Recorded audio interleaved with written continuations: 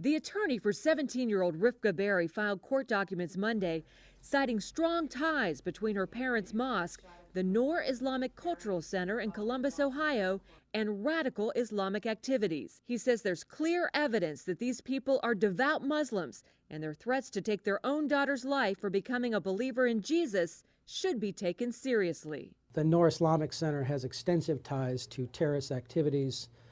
Their current CEO is a member of the Muslim Brotherhood. You may not have ever heard of that name before, but the Muslim Brotherhood is responsible for birthing practically every terrorist organization, including Al-Qaeda. So this is the grandfather of Al-Qaeda. The leader of the mosque disputes the charges. For now, Rifqa is living with a foster family at an undisclosed location in Florida.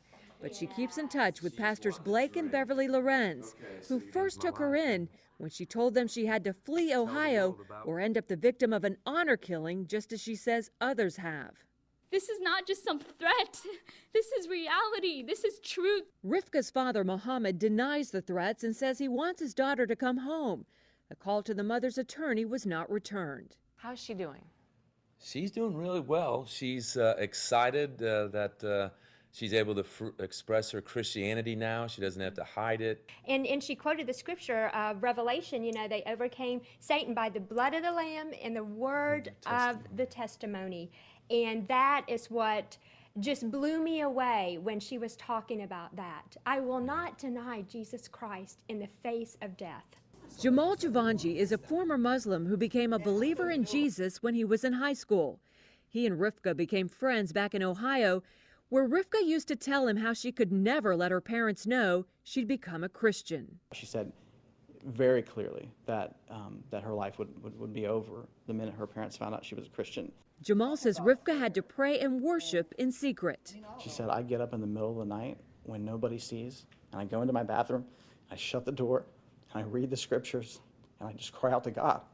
And that's what sustains me, and he meets with me. And when he meets with me, it's okay, everything's fine. But Jamal says Rifqa knows this story is not just about her, but about giving hope to other Muslim girls around the world. Rifqa is a symbol of hope, that there is freedom. You don't have to live this way. I tell Rifqa all the time, this case is about you, and this case is about what's in your best interest.